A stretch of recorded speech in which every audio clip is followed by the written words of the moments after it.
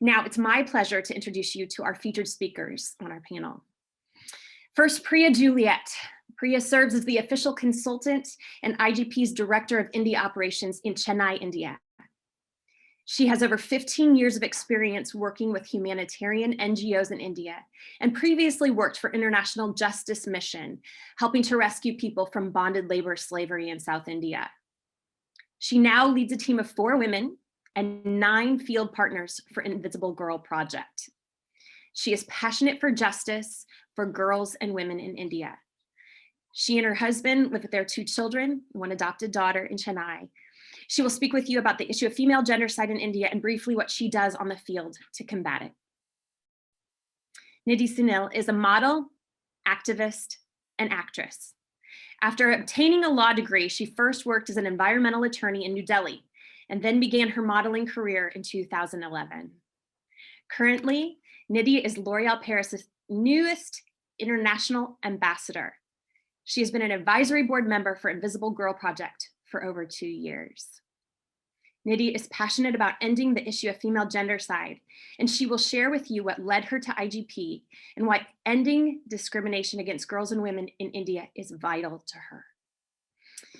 Our last speaker is Reggie Littlejohn. She's the founder and president of Women's Rights Without Frontiers. A graduate of Yale Law School, she's an acclaimed international expert on China's one-child policy. Her organization has been called the leading voice in the battle to expose and oppose forced abortion and female gendercide in China. Reggie has testified before Congress, spoken extensively globally, and has appeared on major media about this issue. She's had the privilege of working with Mother Teresa in Calcutta as well. For her tireless efforts on behalf of the women and babies in China, Reggie was honored as one of the top 10 people of 2013 by Inside the Vatican magazine. In March 2021, she was just honored with the Women in Leadership Changing the World Award by Mission College in San Jose, California. Knowing all of these 3 women well, as friends and colleagues, working together to raise our voices and speak out about female gendercide and against it, and also knowing the passion that these women have to champion girls and women, I'm delighted to be here with them tonight. Now, I'll turn to focus our evening on the deadly discrimination against girls and women in both India and China, because it still persists over 25 years after the Beijing Declaration. Having spoken at a parallel event for the UNCSW before, I've told my story. I'm the president of Invisible Girl Project now, an organization that my husband Brad and I founded over 10 years ago while living in India. In fact, while it's IGP's official 10-year anniversary this year, Brad and I first encountered the realities of female gendercide a little more than 12 years ago, when my husband Brad was in a remote village of South India and he met a young woman named Asha, whose parents killed all 11 of Asha's older sisters upon their birth because they hoped for a son and they believed girls to be liabilities. When we heard Asha's story, we were deeply moved to take action for girls and women in India. Since then, Invisible Girl Project, also known as IGP, has grown. We've been able to be part of rescuing and caring for over 600 girls in India. And here's a short story of one of those girls.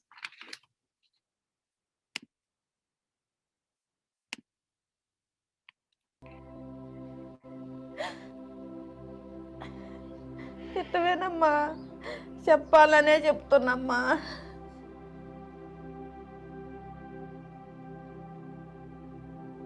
This is Jill McElya, founder and president of Invisible Girl Project. Our team has been working to fight female gendercide, the systematic killing of girls in India, for about 10 years now. In this work, I've been deeply moved by stories of discrimination against girls in India. But when I sat with Adasha, her family's story struck me so deeply and reminded me why we do this work. మాకు ఎలా తెలిసిందంటే ఇంక అమ్మాయి చెప్పింది అమ్మాయి వద్దంటమ్మా మరి ఇంక నేను చచ్చిపోతున్నాను నా బిడ్డ నువ్వే సాకాలి అని చెప్పింది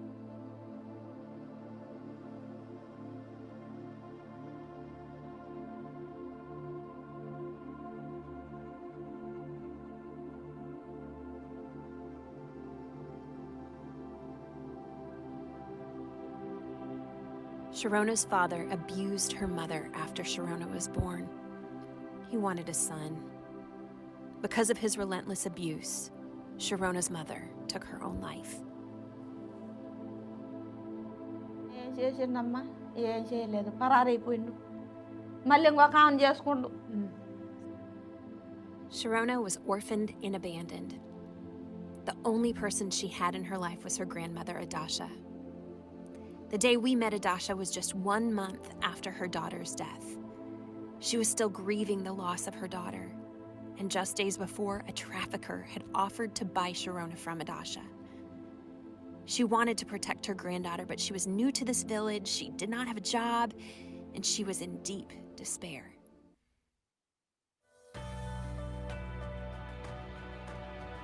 You see, our team at IGP is on the field every day, working to empower women like Adasha, ensuring they have the tools to care for their families. We rescue and care for baby girls like Sharona, prevent them from being trafficked, and we ensure that they are safe. And we're scaling our work into new villages all across India to reach mothers like Sharona's and save their lives before it's too late.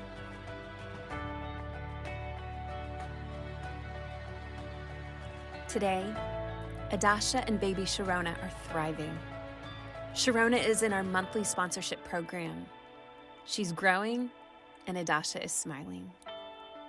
Our social workers care for them, as well as hundreds of other girls and women in villages like this across India. We teach them that discrimination against girls is wrong, and we ensure that all of our sponsored girls are enrolled in school and are educated. Our dream one day is that Sharona will be strong enough to tell her story and fight for change in her culture.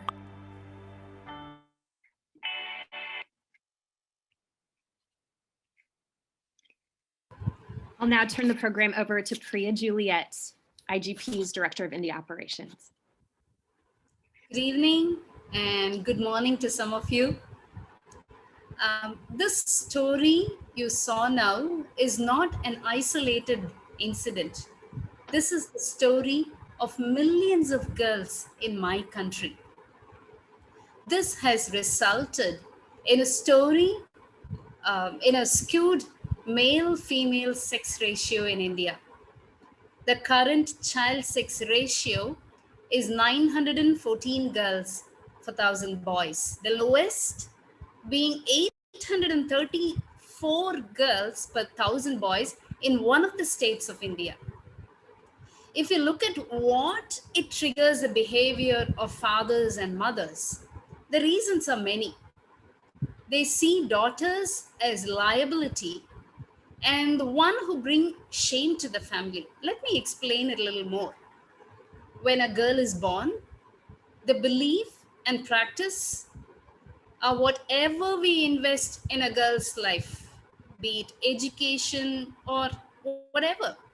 At the end of the day, she is going to be married off and become a member of some other house. She will not be allowed to support her aging parents. Another horrendous expense on the girl's father is dowry. Dowry is an amount of money a bride's family gives to the man she's marrying.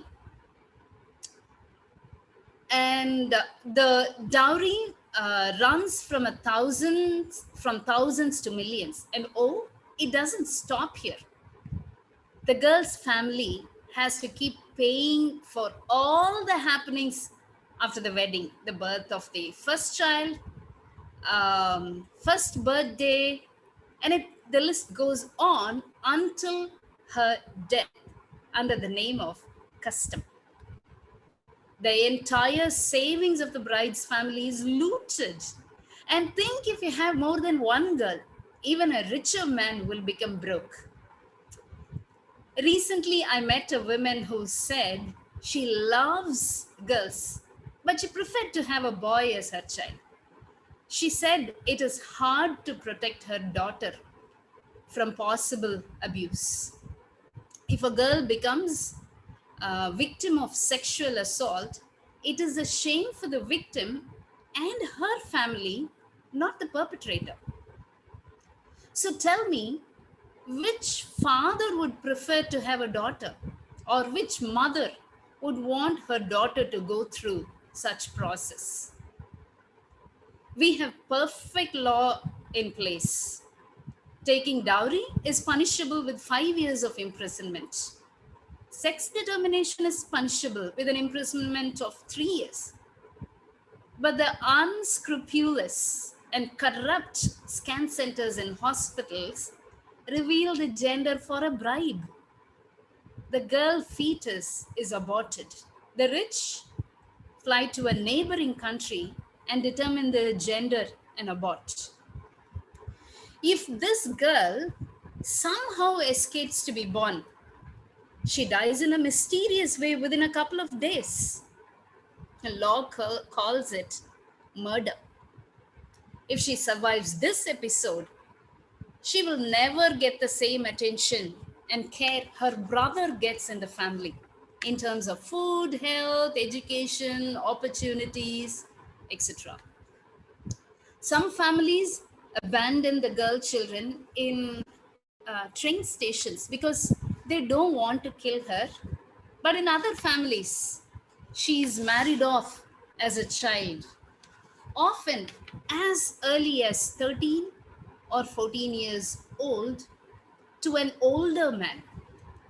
Child marriage is a punishable offense with 2 years imprisonment. The law is hardly applied when compared to other offenses. So what do we do? At IGP, our mission is to save girls' lives, to end female gendercide, the systematic killing of girls in India. In our history, IGP has saved over 600 young girls from being killed, abandoned, or trafficked. We work hard to both rescue and also counsel all of our girls to stand strong for each other. Our desire is to protect each girl and make her as a champion in her community, as a change agent. The community she hails should respect her, see her as a leader and as an asset. One of the big questions we try to answer is, we have laws to protect the girl child. Indian government has so many programs and funds to protect and provide for girl children. Then why gendercide is still silently killing our daughters in our soil? Custom is the one-word answer. Boys are the pride of the family. Boys can only carry family lineage. Only he can lit the pyre at his parents' cremation. He can bring fat earnings through dowry, so he will care for the old parents. We need social change. We need change in the mindset, in the behavior of individuals, families, and communities. And bringing a change in the mindset is not easy, but we believe it is doable. While IGP works with 9 different Indian partners all across India, as the next phase in our strategy, we have started speaking with school kids, college students, government officials, and with women who work in factories to sensitize them about female gendercide and teach them the value of daughters. We tell the women they are beautiful, they are strong, and they are valuable. We teach young boys to respect girls and young girls their inherent values. I tell you, it works. Last week, I spoke to a group of 120 women laborers about how they can stand for girls and stand against customs. At the end of the program, I asked them what they understood from the training. To my joy, one woman so quickly jumped up and said, I will not take dowry for my son. And as soon as she got up, 10 other women got up and said, we also will not take dowry for our sons. I told you, it is doable. We will continue to inspire and teach and strive to end female gendercide in India. We know we must do this work on a greater scale and with government support as well as media campaign. We can fight to eliminate the accepted customs that lead to deadly discrimination against girls. Thank you. And I'm now going to hand over to one of IGP's advisor and ambassador, Nidhi Sunil, who has a wonderful, large platform and can be a great voice for cultural change in this fight. Nidhi, over to you. Priya, thank you for that wonderful introduction. Good evening, everybody. Good morning to some of you. I'd like to start by expressing really how deeply honored I am for this opportunity, because I'm really just here as a South Indian girl who witnessed very closely the kinds of situations that the girls who are rescued by Invisible Girl Project confront regularly. And I'm well aware that I'm here speaking on behalf of human beings who really should be here representing themselves, but are not. And I use the term human beings because I want us for just one moment to have a genderless visual of these beautiful, incredible beings that face such active destruction, not because I want to take away from their femininity or from their womanhood, but because I want to subtract for 1 second all of the negative implications and experiences that are built into being born a girl in so many parts of the world still. It doesn't escape me that we're discussing people that are born brimming with the fullness of potential waiting to be actualized, but are subjected to impossible and terrifying brutalities before it can. And some of them before their eyes are open. My name is Nidhi, and I was born in Cochin, Kerala in the south of India. And I went to school and grew up in another part of South India called Bangalore. And though I understand what can be called a normal upbringing is contextual, I would go so far as to say growing up and being a girl in India is a largely anomalous experience. In hindsight, I realized that there were subtle but key differences that allowed me to just about slip through the cracks of a social structure that would have done more than just stifle my personal agency if I had not. For one thing, my parents, who were from different religious, cultural, and social backgrounds, my mother being a Malayali Christian and my father a Kannadiga Hindu, eloped. And anyone that understands the Indian cultural context will understand that this was anathema. But the fallout was that this allowed me to have not just a more liberal experience, but also perceptually a more expansive one.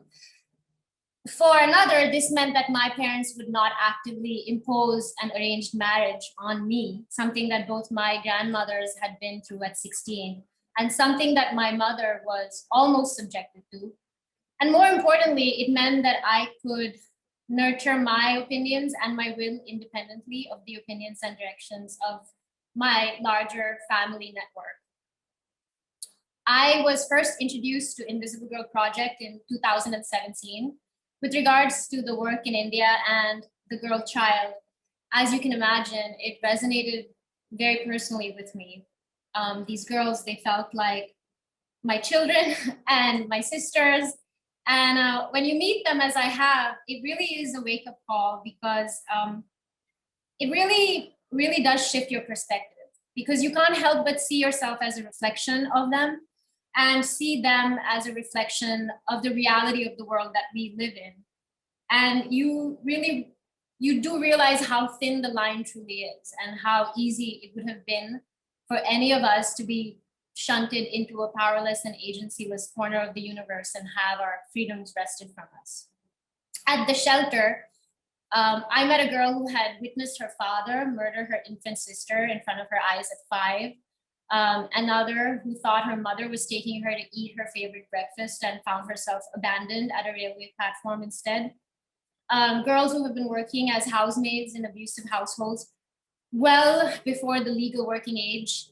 And Invisible Girl not only does the job of rescuing them, but also intervening for them, caring for them, counseling them, and obviously empowering them with an education. As you can imagine, I wanted to be of service in any way that I could, more or less immediately. And I've had the good fortune of having an education in law. The tiny blessing of not having my immediate family pressure me into marriage, and the further good fortune of being able to use my legal education to navigate a vastly nebulous world that makes up the fashion and film industry, and find myself in a position that has given me a microphone on a global platform. And to that extent, I find it imperative to use that platform, at the very least, to educate and make aware that as human beings, we belong to what I perceive to be a mycelial network that communicates with itself, whether we realize this or not. And our individual traumas are our collective traumas as well. The pain of the least among us is at the root, I think, of the tugging misery felt by those of us who are privileged. And feminizing society has always been a way for women to create interdependent and non-hierarchical systems that provided opportunities for both men and women. And to that extent, it would be to all of our benefits to address this issue and be of service. What I have witnessed is the infinite capacity of these girls to not only survive, but thrive in circumstances that should really defeat them. They really do emerge from this chrysalis of severe trauma, like butterflies full of hope and future plans. And they want to be teachers and doctors and accountants, lawyers, actresses, models, painters. And this is what's so inspiring about this, right? I mean, it reflects back to us the latent ability of the human spirit to choose creativity over self-destruction, even when it's consistently confronted by crushing obstacles. Imagine then what these women could do for the world if they were actually handed the tools to take their life into their own hands. I mean, not only would they change their own lives, but the lives of the people around them, the lives of their future children, and consequently, the future of the world that we live in. I mean, I'd like to think that I've made considerable inroads into the profession I finally decided to choose as my own. And by the way, I'm sorry I'm correcting you here, Jill, but I actually practiced environmental law in Bangalore, but at the High Court in Karnataka. But I'd like to think I made inroads in the profession that I decided to choose afterwards. And frankly, of all the myriad circumstances that made my journey from South India as a middle-class Indian girl to a lawyer, and then a model and actress working out of Bombay, and then a model in New York, to becoming a global ambassador of the largest beauty conglomerate in the world, I consider being able to provide value here to the work that Invisible Girl Project does to be really at the apex of my evolution. And I'm really grateful to Jill and Priya and the team at IGP for trusting me and letting me use this platform and welcoming me into their family. And I think I'm going to stop there and let you guys move on with this program and take questions at the end, I guess. Thank you so much, Nidhi. Thank you. So as Nidhi spoke, we met a few years ago, and I just am so grateful for the way that she has raised her voice about this crucial issue. Again, over 25 years after the Beijing Declaration, we see that deadly discrimination persists in India. And that's what we're here tonight to do, is to tell you about it, to let you know what we're doing on the field in our grassroots efforts in India. And now I'm going to turn it over to Reggie Littlejohn. We had a segue, we were planning a video that talks about how deadly this discrimination is, this female gendercide or femicide, how deadly it is in both India and China. We have a trailer for the movie It's a Girl, the 3 deadliest words in the world. Reggie is in that film, and the film producers of It's a Girl chose Women's Rights Without Frontiers, Reggie's organization, and Invisible Girl Project to be their 2 grassroots partners. That every time this film was shown around the globe, they were going to talk about our organizations and the work that we are doing to combat this. So we're going to try and play some videos. As you noticed before, we were having some technical problems, so we'll do our best. And if things don't play, then Reggie, I'm just going to go ahead and turn it over to you and let you start talking, and we'll take it from there.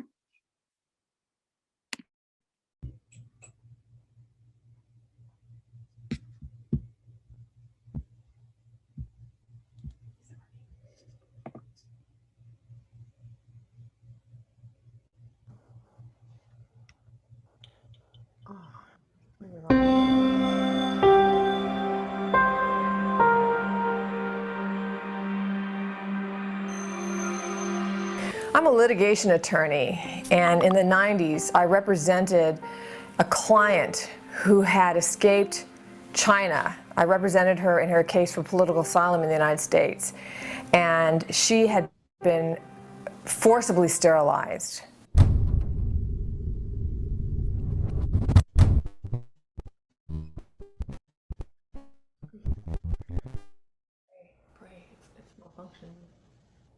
That was my introduction to the reality behind the one-child policy.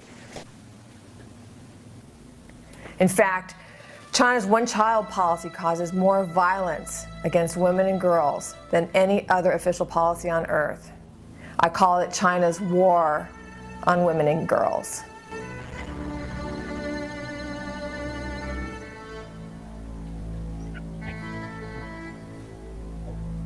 When I say forced abortion, I mean women are literally dragged out of their homes or off the streets. They can be jailed in family planning jail cells, forced to abort children that they want. And this can happen all the way up to the 9th month of pregnancy. Some of these forced abortions are so violent that the women themselves die along with their full-term babies. One case that I'll never forget is of a young woman who was 7 months pregnant without a birth permit. So that would be an illegal pregnancy, who was walking down the street, and she was grabbed by family planning cadres, dragged off the street, strapped down to a table, forced to aborted baby, and said, "You need to pay for this so that we can dispose of the body." And she said she didn't have any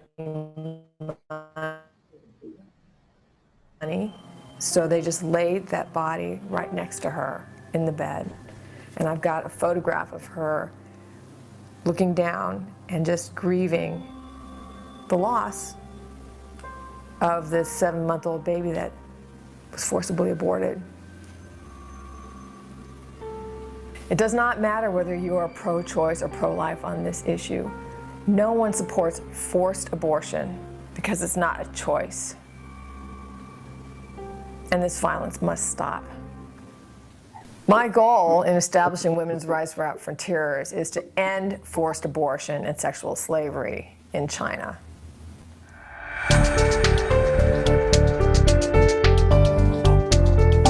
And to that end, I have testified before Congress, I've addressed the European Parliament, briefed the White House.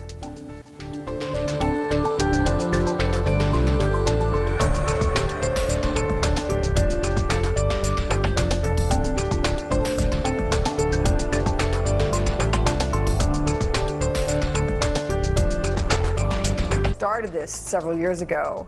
No one was talking about the one-child policy. And now, because of the documentation that has been generated, 2 things have happened. Number one, the Chinese Communist Party cannot deny that the one-child policy is enforced through forced abortion, forced sterilization, and infanticide. And number two, it seems that almost everybody is talking about it at this point. It's become a household issue.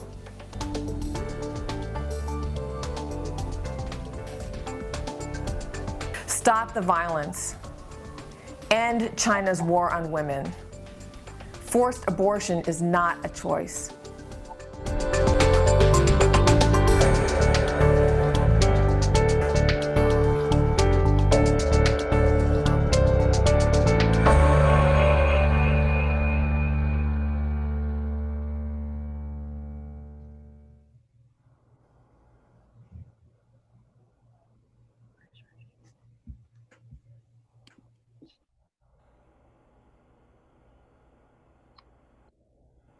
Hi, this is Reggie. Can you hear me? Yes. Okay. Well, first of all, I wanted to say thank you so much. It's a great honor to be here, and that Jill McElya and the Invisible Girl Project, I'm a huge fan of theirs. And as she mentioned, we were both chosen by the It's a Girl film for our life-saving efforts in India and China. So we're kind of like almost like sister organizations. And I consider Jill to be like a sister. So anyway, I apologize for the graphic image in that video. Usually I'm able to speak before the video plays, and I can tell people to close their eyes if they don't want to see a graphic image like that. So I apologize for anybody who is really, hurt by seeing that image or offended. But it is a graphic reminder of what is going on both in India and China. So China and India both have the sex-selective abortion of baby girls, but the difference is that in India, what's driving it, as some of the speakers said before, in large part it's tradition. That's both countries. India has a dowry system that's very expensive, so that is driving in some ways the decision to abort or abandon baby girls. And in China, what they have is a coercive low birth limit. So it was a one-child policy. Like when this particular video was created about I don't know, gosh, that video is, I don't know how old, maybe 10 years at this point. I'm not sure. But so at that point, it was a one-child policy, but now it's a two-child policy. And what people don't realize is that sex-selective abortion also occurs under the two-child policy. And the State Department recently came out with their Congressional Executive Commission on China report, and they stated that forced abortion and the sex-selective abortion of baby girls are both continuing up to this day. I'm not going to go ahead and quote it. I don't think we have time, but I would recommend to you the Congressional Executive Commission on China report, which states that under the two-child policy, we're still having forced abortions. And we are still having the sex-selective abortion of baby girls. And so with baby girls, what happens in China is that there's a saying there, and I think there may be a similar saying in India, which is that to raise a daughter is to water somebody else's garden. Because in China, like India, when a young woman marries a young man, the young woman goes over to the young man's family, and they together support his parents in their old age. So if you have a coercive low birth limit, like a one-child policy or two-child policy, especially if your first daughter is a girl, and then you have or your first child is a girl, and then you have a second child that's also a girl, a lot of people feel like they have the choice of either aborting or abandoning that girl, or and then trying for a boy, or facing poverty in their old age. So we have a program to save baby girls in China. It's called our Save a Girl campaign. And we, actually what I would like to do is just play the video about let's save a girl in China, Save a Girl in China video.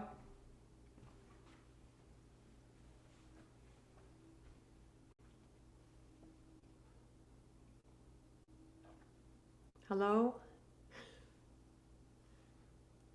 Yes. What did she say? What did you say, Reggie? Sorry, we're having some technical issues. Oh, okay. I don't even know if I'm on the screen. Am I just a voice or? No, you're on. Okay. You're on. Well, no, I asked if we could play the Save a Girl video. There it is. You got it. No problem. And the Save a video is going to be up next.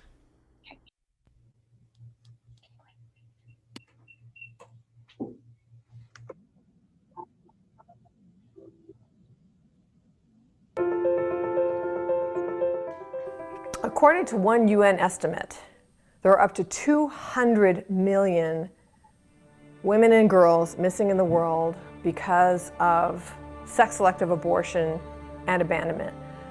That number, 200 million, is greater than all the casualties of all the wars of the 20th century combined.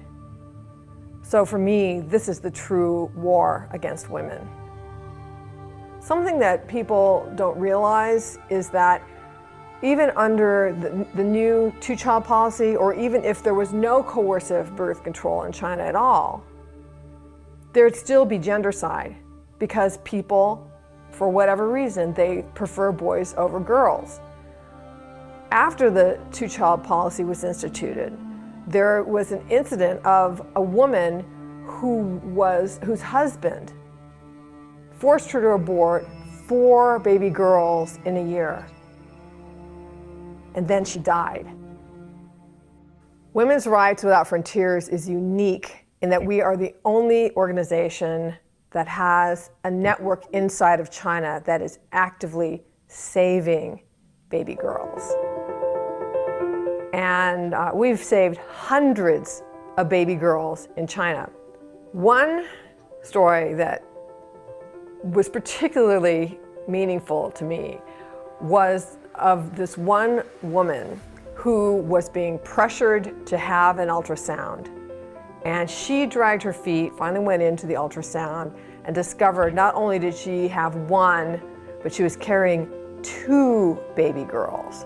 So even under the two-child policy, she would have used up her entire quota and both of them would have been girls. So her mother-in-law started the pressure for her to abort those baby girls, and she didn't want to. She wanted to give birth to her daughters, and she didn't know what to do. So fortunately, our field worker found out about this and went to her door and said, "Congratulations on your twin daughters.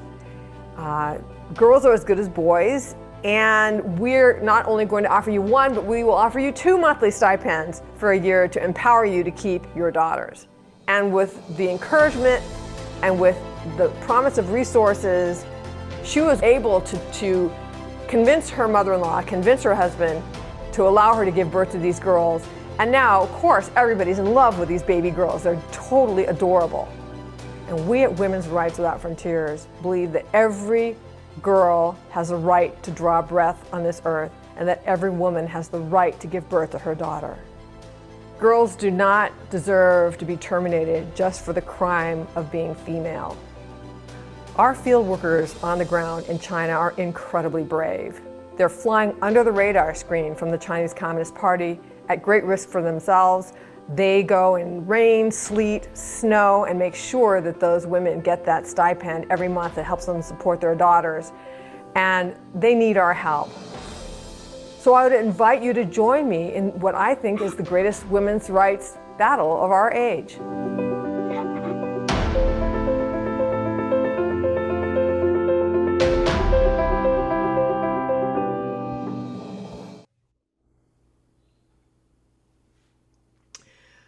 So we have been saving baby girls for many years in China, and then we also noticed that in the same areas where there were baby girls who were being abandoned or just grinding poverty, there also were abandoned widows. And I call the abandoned widows the invisible victims of the one-child policy, because nobody thinks about them. Everybody thinks that, okay, or the two-child policy. Everybody thinks about the women who are being aborted or the babies who are being aborted, but nobody thinks about the fact that because of this coercive low birth limit, that widows are being abandoned. And China has the highest female suicide rate of any country in the world. And elderly suicide rate has skyrocketed 500% over the last 20 years. And I think a lot of it is due to the fact that the one-child policy, now the two-child policy, has completely destroyed the traditional family structure in China. Because traditionally Chinese culture really valued children, and in the rural areas, which is where we are in China, and don't ask me where, because obviously, for security reasons, we can't reveal where our network is. But a couple would have a large family because it was a farming family. They needed more people to farm. And then each one of those children would have many children. So that when that original couple got old, they would have a large extended family to support them in their old age. And elderly were venerated in Chinese traditional culture. And now, because of the Chinese Communist Party and the way that they decimated Chinese culture through the Cultural Revolution and through the one-child policy, you have a situation that's inverted. So that you have like a couple, maybe they are the only child in each of their families, so they have to support themselves, they have to support their child or now their 2 children, and then they have to support their 4 parents, two free, and then 8 grandparents, and they just can't do it. And so a lot of these elderly are just abandoned in the countryside and destitute. So we go and we help them too. We help the young families keep their daughters by giving them a monthly stipend of $25 a month for about a year, usually longer actually. But for the widows, some of these women are so desperate that, like, we have one widow who only eats vegetables, never ate any meat. Some days she didn't have enough money even to do that. She would only eat salt. And she bought herself a rope to hang herself with when life got too tough. So we give widows, destitute widows, like the same $25 a month, but it's for the rest of their lives. And in that way, we are giving them dignity and hope. So let's play the Save a Widow video.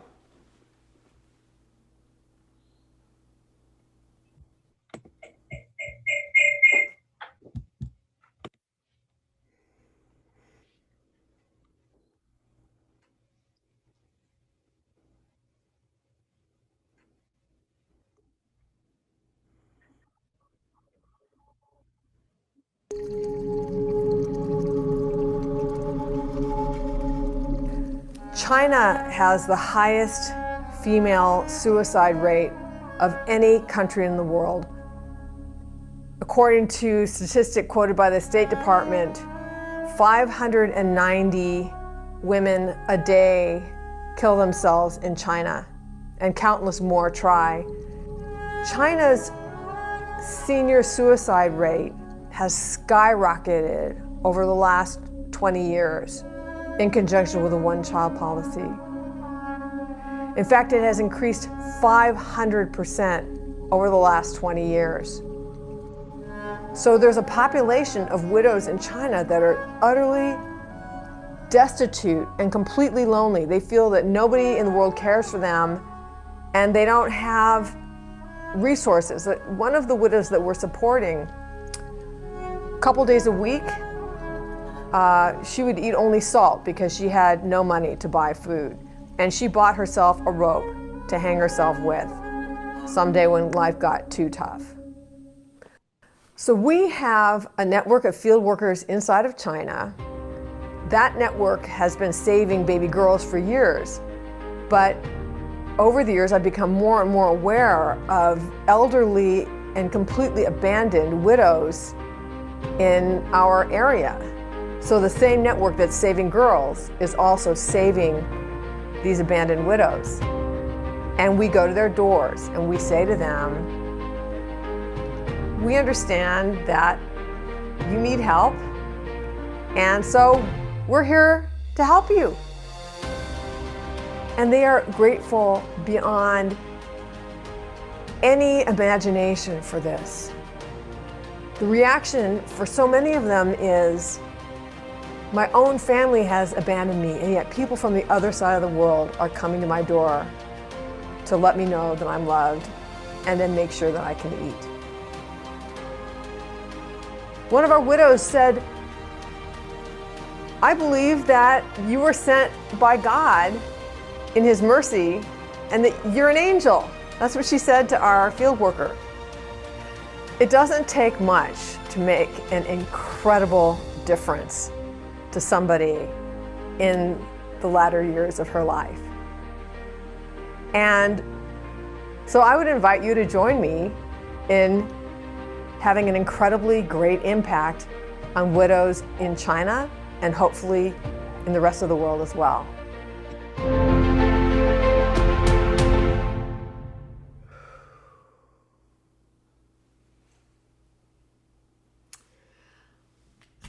it is our great privilege to serve these widows, and something that has been happening recently in China is that the Chinese government got a clue and started giving some of these elderly people a stipend, a survival stipend, so that they could just survive, because they saw that they were in desperate shape.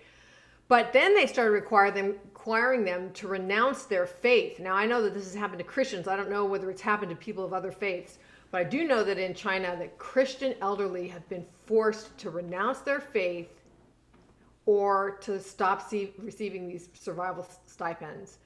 And a lot of them are refusing to renounce their faith. These people are heroes of faith. So the last thing I want to say, because I know that my time is up, and as Jill said, we could talk about this for hours and days. Maybe we should have a full day conference on these issues someday, Jill. But this forced abortion, forced sterilization, and even systematic rape is happening right now in Xinjiang province in China. And just horrific things are happening. So there was a Radio Free Asia report that came out last fall, where there had been some doctors, obstetricians that had escaped China, and so they were living in other areas, that reported what was going on in the camps in Xinjiang, China. And they reported that women were being forcibly aborted at 9 months, and even if the if the baby was born alive, that their babies were killed. And then there's a report that just came out in the last couple of weeks about, I think it's from the BBC, about systematic use of rape and torture of women in these camps. And please ask me questions, because I know a lot more about these camps. But Secretary of State Pompeo, on his last day in office, declared the abuses by the Chinese Communist Party against the Uyghurs and other ethnic minorities in Xinjiang to be genocide. That is a big deal, because it has legal consequences for trade and for international relations. And I would also say this. Something you may or may not know is that China is slated to host the Olympics in Beijing in 2022. And they don't deserve that. So we are part of a growing campaign and movement to move the Olympics from Beijing to a free country, and not force athletes to go and participate in a genocide Olympics. So I'll end with that and open for questions. Thank you so much, Reggie. And again, thank you to Nidhi and Priya. Again, we're so glad to be with you tonight. Reggie knows that I have such great affection for her. And it's like we're sister organizations. We do this work in India. She does this work in China, and she has been a true mentor and friend to me. And so I'm so grateful that we were able to do this event together this year, Reggie. So thank you. So again, I ask everyone to please go to menti, menti.com. Use the code 9605864. I will help with the questions. And do we have any questions coming in? I believe we have some questions.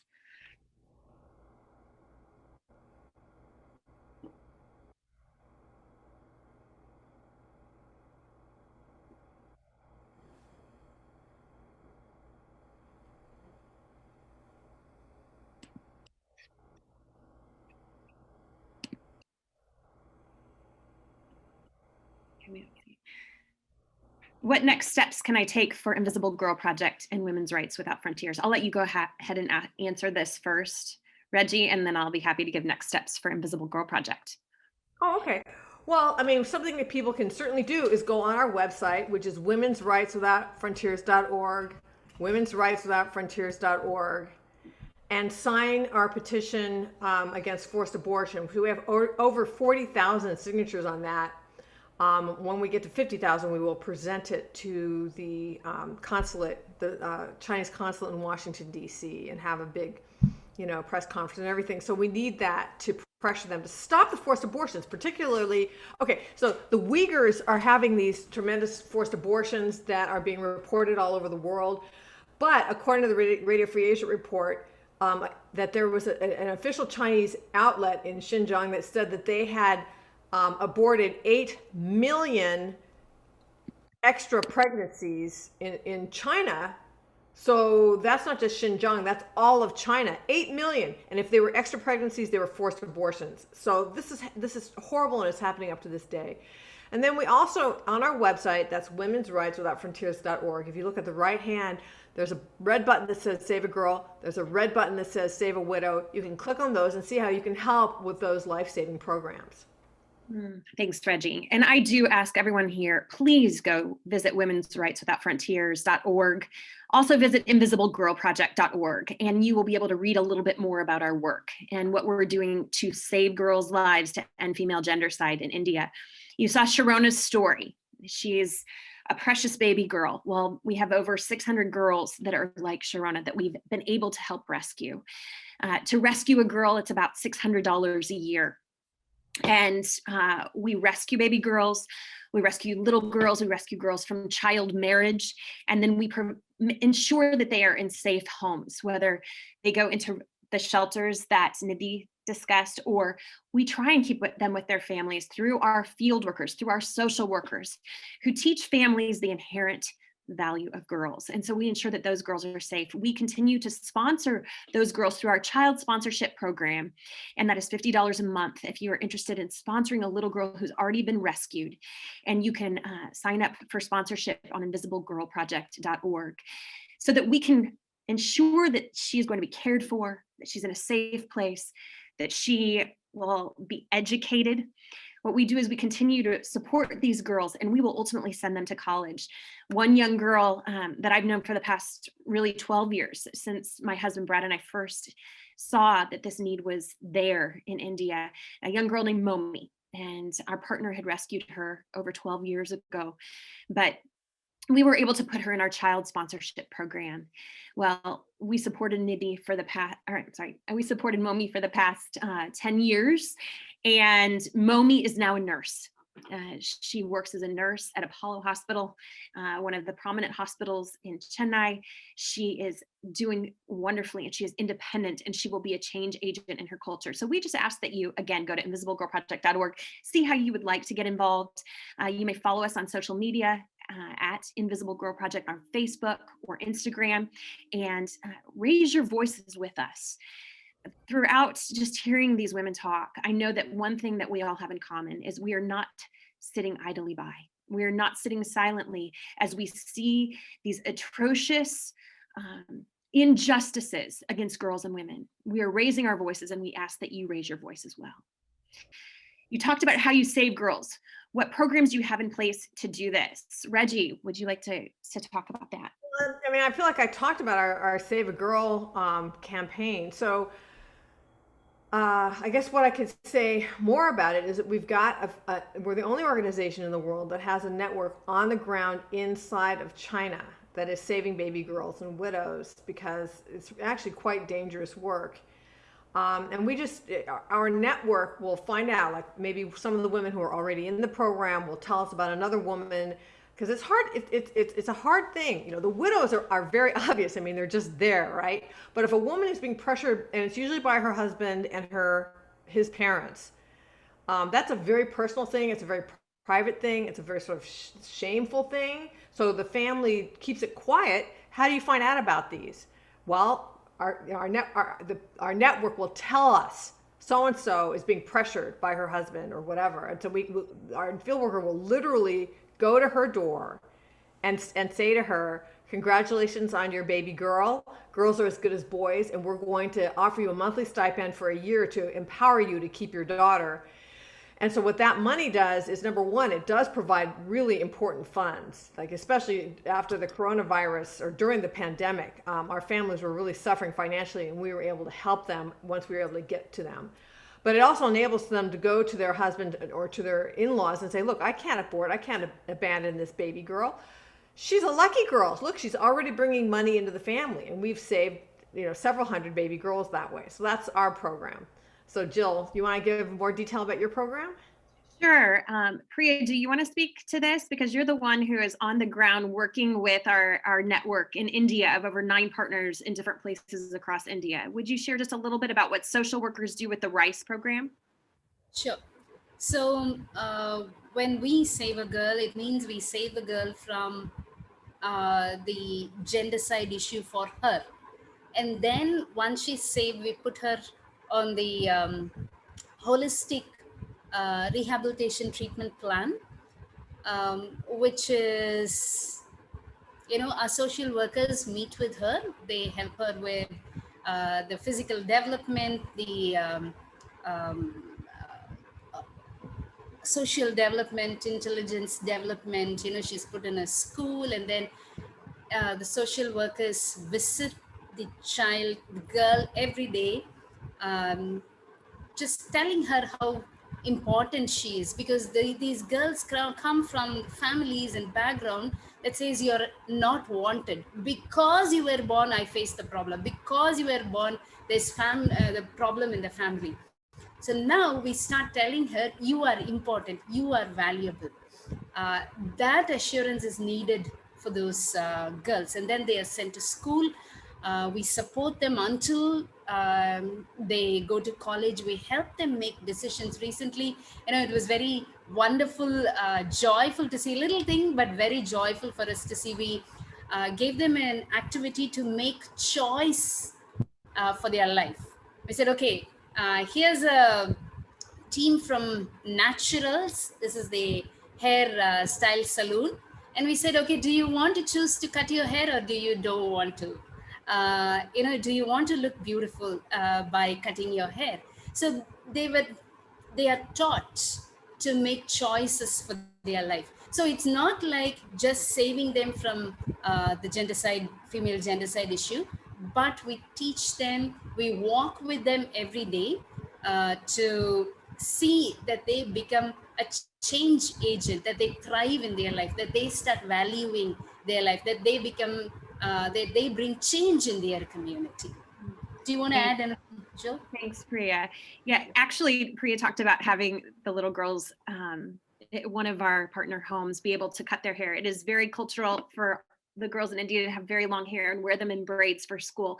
And so just even giving them this choice to teach them that they will have ownership of their lives, that's what we want. We want them to become change agents. And the reason why we work a little bit different in India, of course, than China and the Save the Girl campaign in China is because we see that this issue, when we first started this, we focused predominantly on fighting female infanticide, but then we saw that young girls would go missing at the age of 10, 11, 12, be sold into child marriage or into brothels.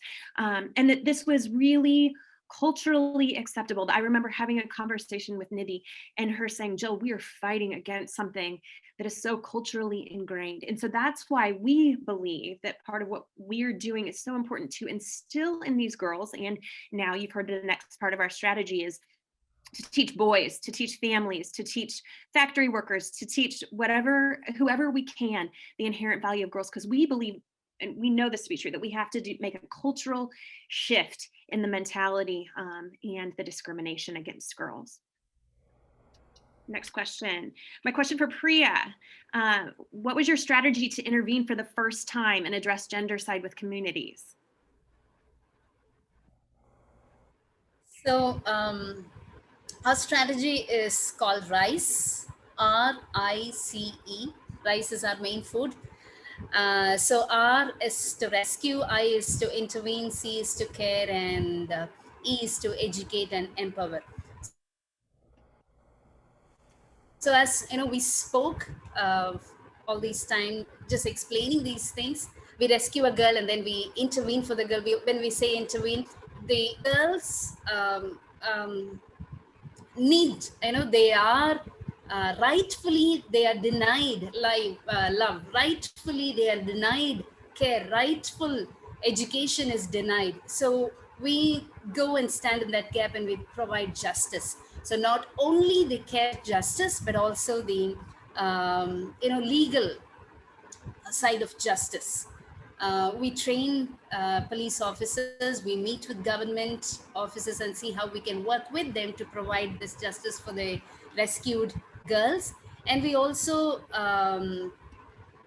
as I said, put them on the treatment plan, holistic restorative treatment plan. And then lastly, empower the women, because many mothers, they don't want to abort their child, but they abort, they still go ahead and abort because the husbands, they depend on the husbands, say that they will abandon them.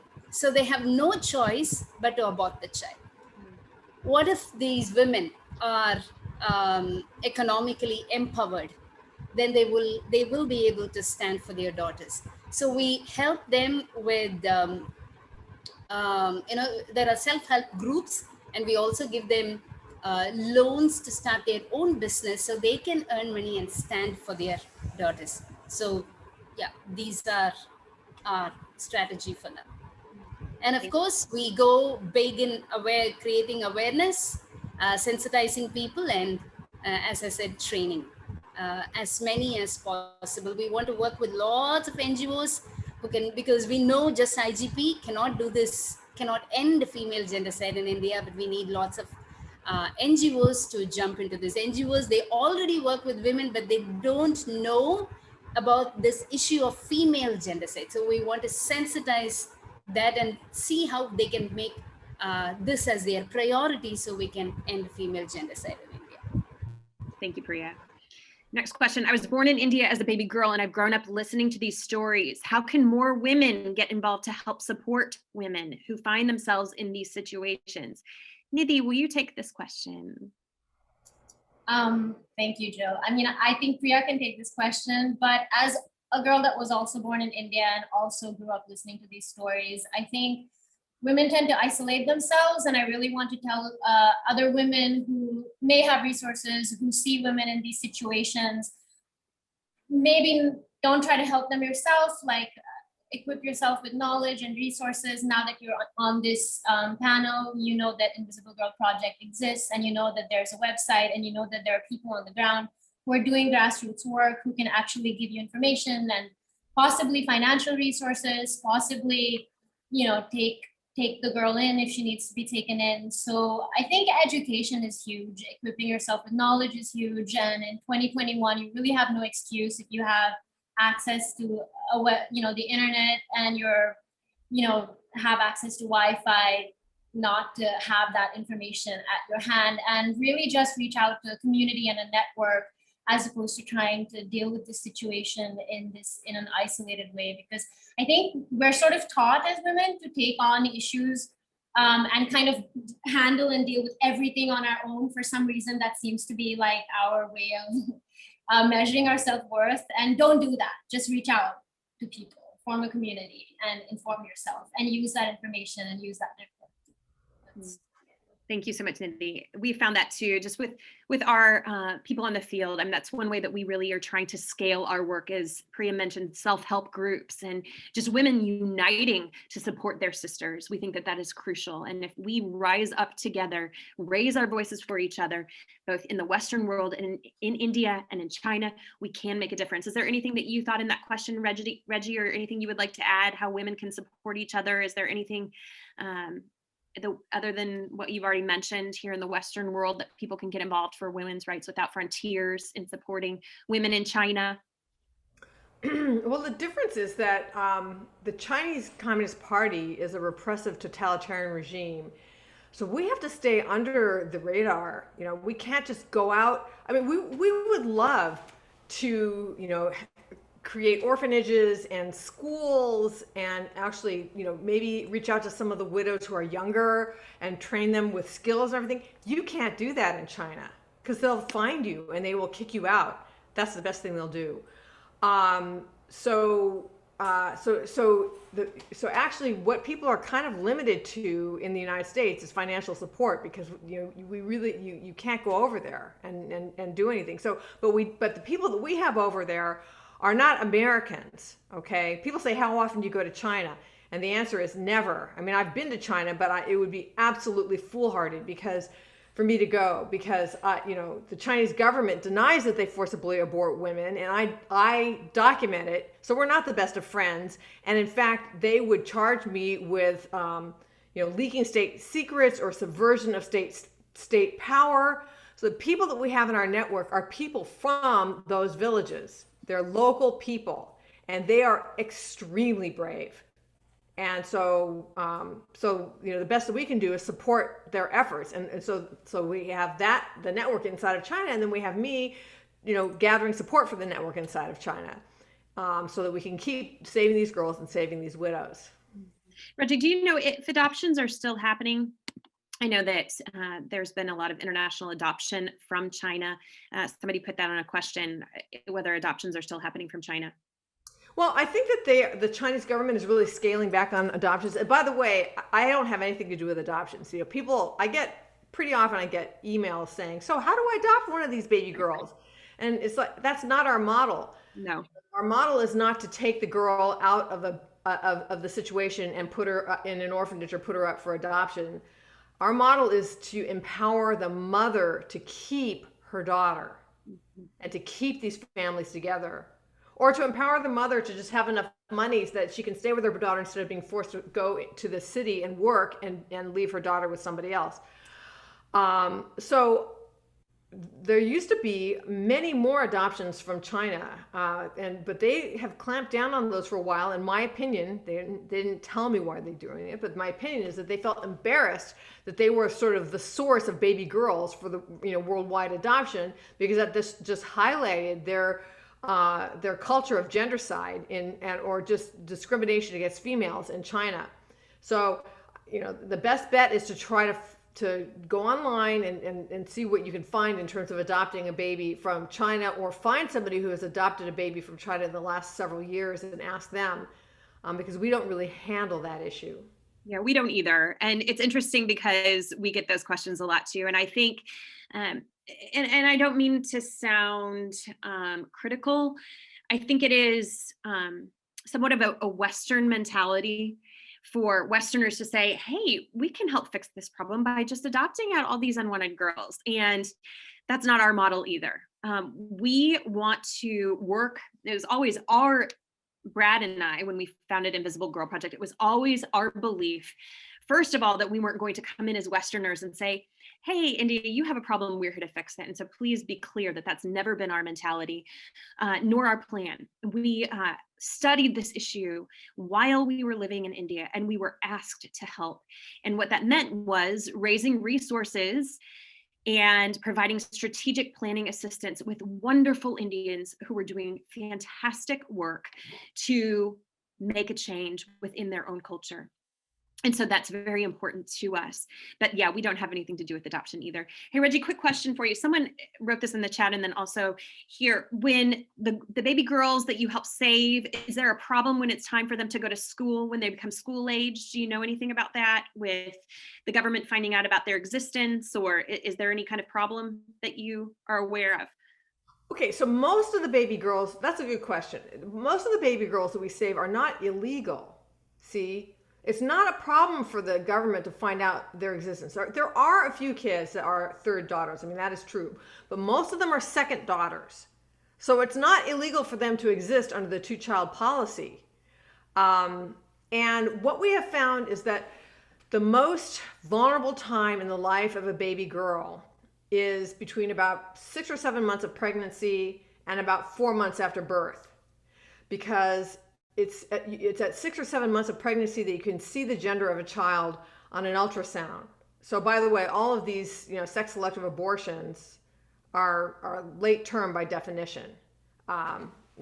They're developing new technology called non-invasive pregnancy testing, NIPT, and it's been abused in China for people figuring out early on what the gender is of the child and using it to abort the babies. And by the way, in China and India, it is illegal to determine the gender of a child and also to selectively abort a baby girl, but it's done all the time. There's so much corruption. It's so easy just to pay somebody off to find out the gender of your child and then just schedule yourself for an abortion. You don't say why you're aborting. You could say, I don't feel like having a baby right now. You don't say, I'm aborting my baby because she's a girl. So. And that's different, of course, than India, which, sex selective abortion is illegal in India. So we know that we are fighting, we have the political will on our side. It's really that we're fighting against what has been widely accepted culturally, and that is the son preference that exists in India. It's illegal also in China, but they just do it anyway, right? It's illegal in both countries. Can you talk about educational opportunities IGP offers girls in India? Priya. Yeah, so educational opportunities. IGP, all the girls saved by IGP and its partners are sent to regular schools. We don't run a school, but they are sent to regular schools. We encourage them to be sent to English medium schools. It's not that they should not study in the local medium, but this will give them the confidence that they can face whatever the future is. What if they want to go abroad and do some higher studies? This will put a base for them. So we encourage girls are sent to English medium school. What IGP does is we sponsor them for their education.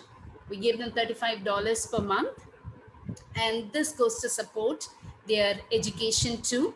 There are girls whose houses are very far from the school. So these kids are put in residential schools, and they study in the residential schools, and for their holidays, they go back home. So the answer is yes, they go to regular schools and study in English medium, and IGP supports their education financially. That is another question that came in, Reggie. Do you see that Western society has started, I guess, that Asian cultures, such as China and India, have discriminated against girls, and they have brought that mentality into Western culture? Do you see that discrimination? I don't see discrimination against females in Western culture being influenced by Asian cultures. I mean, I think that there are Asians who come to the West, and that in those communities they can perpetuate their culture, but I don't think that they are influencing the West to discriminate against women. I'm not saying that women in the West don't face any discrimination, What I am saying is I think that that's coming from within the Western culture as opposed to coming from Asia. I mean, what do you think, Jill? No, I agree with you. I do see, though, that you do have people who come from those countries. Well, India specifically, anecdotally, we've seen that there it has been some son preference with Indians who have come to the United States and Canada. Actually, when I spoke at the UNCSW a couple of years ago, there was an Indian non-resident Indian who was living in Canada, and she talked about how her husband really wanted her to have a son, and that she was terribly abused from a very young age living in Canada for giving birth to a daughter. And so it still exists. Thank you for such insightful presentations. Thank you. How can we support disabled women in China? Also, how can we get in touch with panelists? Reggie, our mission exclusively is to end female gendercide, to save girls' lives, to end female gendercide in India. And so, while I would love to tell you how to support disabled women, that's not part of our mission. I would encourage you to look up other NGOs that are doing that work specifically. With respect to Women's Rights Without Frontiers, I actually asked that exact question to my the person that's the liaison between me and the field workers in China, and she said that we actually don't have any disabled babies. I don't know why. These babies are all super healthy, but we do have disabled widows. I mean, you saw that widow at the end, who was walking with, I don't know what she was hanging on to. I mean. And we have, we have widows who are blind, at least 2 that I know of that are blind. So, you know, if you support the Save a Widow campaign, like if you went online and donated to the Save a Widow campaign, part of your money would go to widows who are disabled. You know, those are the kinds of widows that we support. There's other organizations, not in China but worldwide, who support young widows who have young children and trying to get them a skill so that they will be able to support their family instead of the entire family becoming destitute. And we can't do that. We can't train people in China because we would be caught. Okay, we can't have a training center. So we just support very elderly widows who are unable to support themselves, and almost many of whom are disabled in one way or another. They have some kind of a pressing medical issue. So that's the only thing I can suggest, is to support the Save a Widow campaign. Thank you, Reggie. So we are almost out of time. We have officially 3 minutes left and 13 until the Zoom closes. And so I would like to give each of the panelists about 30 seconds to a minute, where if you have a story or just want to share someone's name, someone who you know, a girl who has meant something to you that has been rescued, or someone that you've met on the field. And if you want to give a next step for other people to get involved, that says share a rescue story in India or China that's close to your heart, Priya, and then Nidhi, and then Reggie. Priya? Yes. So recently we rescued a girl from child marriage. So this girl her marriage was planned.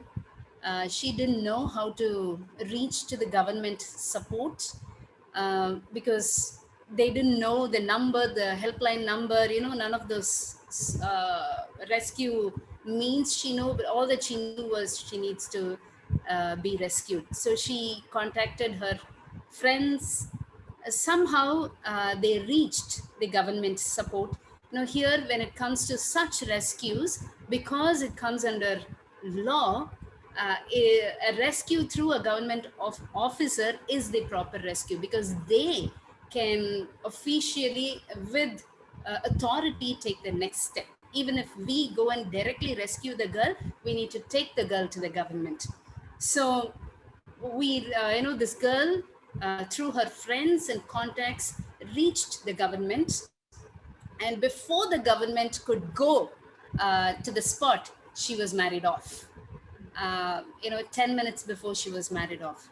But it was so wonderful that the government official, only they have the authority that they have. They went and removed her tali. That's the official sign of getting married. They tie a chain, which is called tali. They removed it and brought the girl. And we were there to immediately take the girl. And now she's in school. She is writing her 12th exam now. She's a very joyful girl.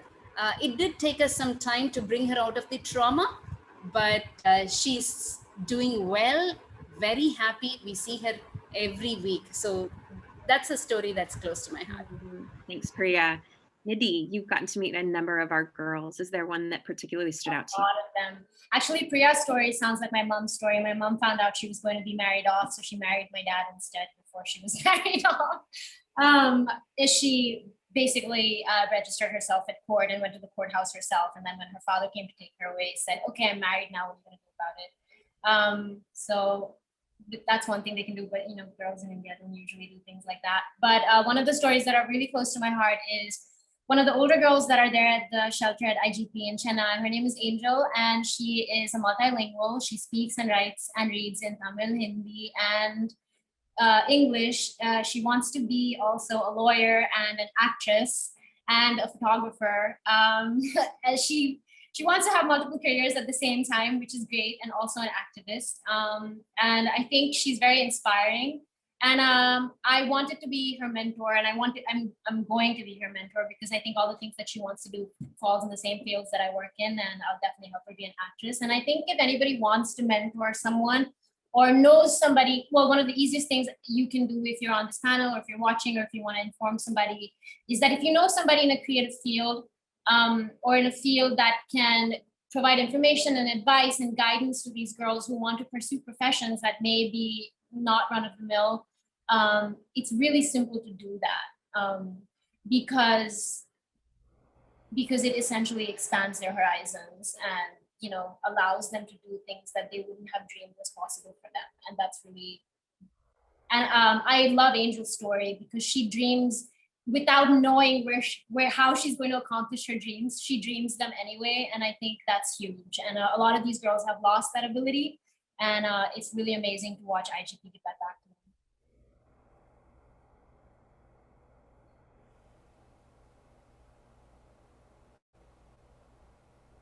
them. Reggie, thank you so much, Nidhi. Reggie, is there a story you would like to end on? Well, sure. I mean, I just wanted to say a little bit about how the pandemic has affected the people in our network. So we are in an area of China that is rural, that depends on farming. And when China went into lockdown, our farmers had all these vegetables to sell that were just rotting. And this caused a huge financial crisis for a lot of them. And there was at least one couple, and I think that there was more than one, who were thinking about actually giving away their baby girl as like an extra mouth to feed that they just couldn't afford. So we were so grateful when the pandemic ended or that things started to open up again. They were able to get out into those villages and give these people their stipends and save at least this one baby girl and maybe more from being given away because the family was so impoverished they could not afford to feed them. So. Well, thank you, Reggie. Thank you so much for all the work that you're doing in China, that your field workers are doing. We have given next steps for you and in the chat on how you can help come alongside Women's Rights Without Frontiers, as well as how you can help Invisible Girl Project so that we can work to end femicide in both China and India, and that we can work together and raise our voices as a community. So thank you. And to respect your time, and because we're going to be booted off here in 5 minutes, please, again, go to womensrightswithoutfrontiers.org, invisiblegirlproject.org. Please register at Menti if you have not done so yet. We ask you to put your email in there, and we will pass those email addresses on to Reggie as well. And I think that's it. Thank you so much for being here tonight, Reggie, Nidhi. Thank you for inviting me. Wonderful. Thank you.